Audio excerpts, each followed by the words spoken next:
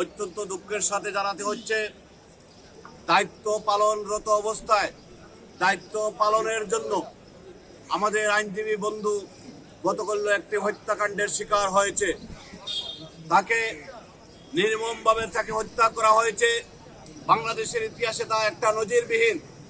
একটি সাম্প্রদায়িক চক্র, যারা মুখে বলে সাম্প্রদায়িকতা বিশ্বাস করে না, কিন্তু সবচেয়ে বড় সাম্প্রদায়িক গোষ্ঠী হচ্ছে তারাই সেই সব হত্যাকাণ্ড ঘটিয়েছে। আমরা এর তীব্র নিন্দা জানাচ্ছি।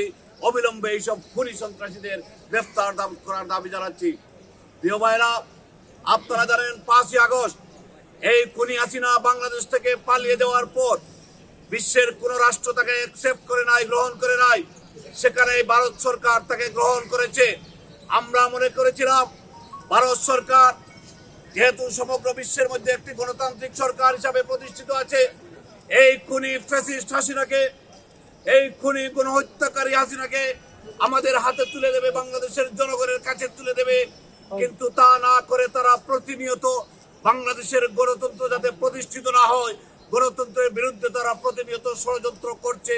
খুনি হাসিনা সেখানে বসে তার কার্যক্রম চালিয়ে যাচ্ছে। তার এই ধারাবাহিকতায় একটা সংগঠন, এই ইসকন নামে একটা হিন্দুদের একটা সংগঠন হিসাবে পরিচিত ইসকন, যে ইসকনে গুড়া মৌলবাদী হিন্দুরা সেখানে সদস্যরা, এদের দিয়ে এখন তারা মাঠে নামিয়ে বাংলাদেশকে অস্থিতিশীল করার পায়ে তারা চালাচ্ছে।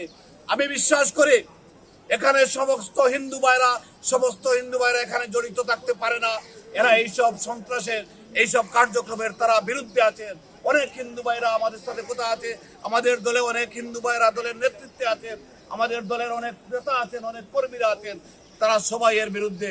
কিন্তু এই মৌলবাদী সংগঠনটি তারা তাদের এজেন্ডা বাস্তবায়নের জন্য বাংলাদেশকে তারা বেছে নিয়েছে।